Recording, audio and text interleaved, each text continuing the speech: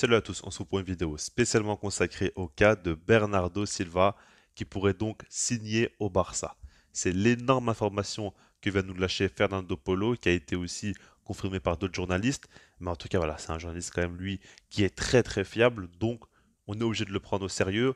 Et en tout cas, je me sens surtout obligé d'en parler et de vous donner mon avis, vous dire si j'y crois ou non. On va essayer un petit peu d'analyser la situation.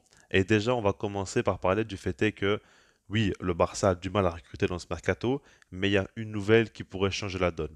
C'est le fait est que Javier Tebas serait donc prêt à changer les règles du fair play financier et ça aiderait énormément le Barça. Parce que comme je l'ai toujours dit, le Barça n'a pas de problème de cash. Ils ont de l'argent, mais c'est le système du fair play financier en Espagne qui bloque. Mais quand on regarde, c'est pas que par rapport au Barça. En Liga, en général, à part le Real Madrid, il n'y a aucun club qui a recruté. Tous les clubs sont dans l'obligation de devoir vendre et ça pose énormément de problèmes. Donc Javier Tebas ne fait pas ça uniquement pour le Barça, il fera ça donc pour tout le championnat qui est en grande difficulté et qui n'arrive pas à se renforcer. Donc sportivement, c'est quand même euh, un gros problème qu'il doit absolument résoudre. Donc par rapport à ça, ça aiderait grandement le Barça. En dehors de ce cas-là, on parle d'un possible prêt avec option d'achat obligatoire. Ça, c'est important de le prendre en compte et ça aiderait encore une fois le Barça parce qu'ils pourront donc payer la saison prochaine et pas dès cette saison. Maintenant, il faudra voir si City sera d'accord ou non d'accepter une telle formule qui les arrange pas plus que ça. Eux, si Bernardo Silva part, autant le vendre directement. C'est ce qui les correspond le mieux et de très loin. Maintenant, ce qu'il faut savoir aussi, c'est que par rapport aux joueurs, ça fait plusieurs semaines qu'on parle du fait qu'il y a trois options pour lui. Soit tu prolonges à City, soit tu vas en Arabie Saoudite, soit tu vas au PSG.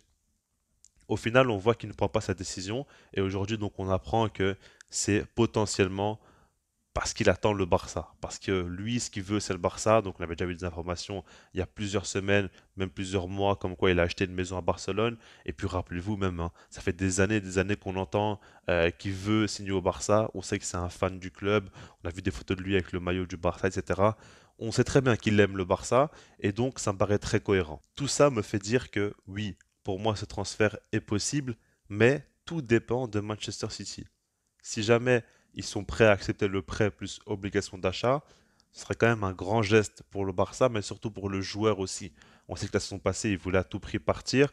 Au final, il est resté. Il a été plus que jamais décisif en Ligue des Champions, qui a été remportée d'ailleurs.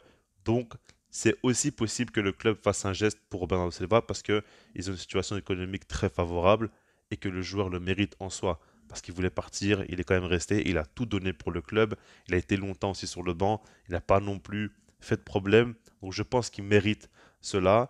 Et ça sera à voir avec City. On sait très bien que c'est un club qui ne fait pas forcément de cadeaux. Donc on verra. Mais en tout cas, tout ça est à étudier, tout ça est à prendre au sérieux. J'ai pas envie de tous trop vous hyper. J'aimerais vous dire que pour moi, honnêtement, mon humble avis, c'est possible. Le transfert peut se réaliser, mais il faudra peut-être aussi vendre des joueurs avant que ça arrive. Il faudra encore patienter et il faudra surtout que City soit ouvert à la négociation et soit très gentil, disons ça comme ça.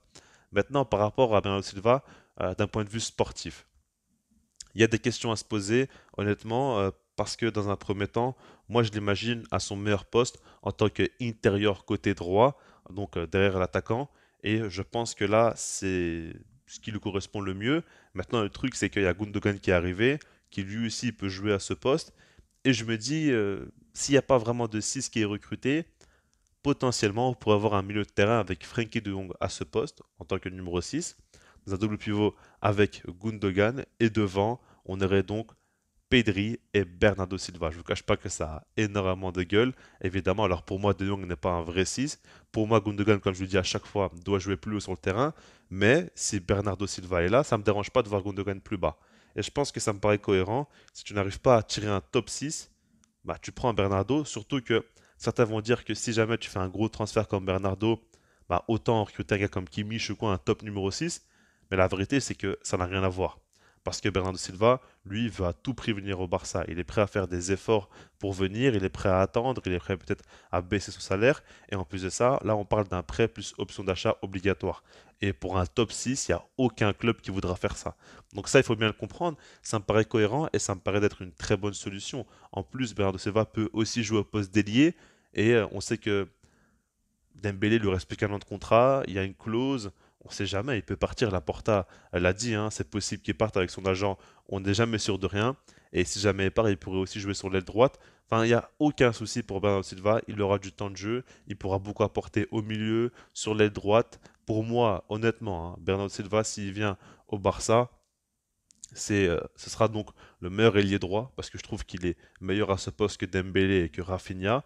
Et au milieu de terrain, je ne vais pas dire que ce sera le meilleur forcément parce que Gundogan, Pedri, De Jong, etc. c'est très très fort. Mais il apportera énormément aussi. Et évidemment, les gars, que je suis totalement pour ce transfert. Maintenant, j'attends de voir comment City va réagir. Je pense que, comme je vous l'ai dit, vu tout ce qu'il a apporté au club, il pourrait faire un geste, mais c'est pas donné d'avance. En tout cas, voilà, c'est pas mettre un maximum de likes, ça m'aiderait énormément, les gars. Donnez vos avis dans les commentaires aussi, puis sinon, moi je vous dis peace.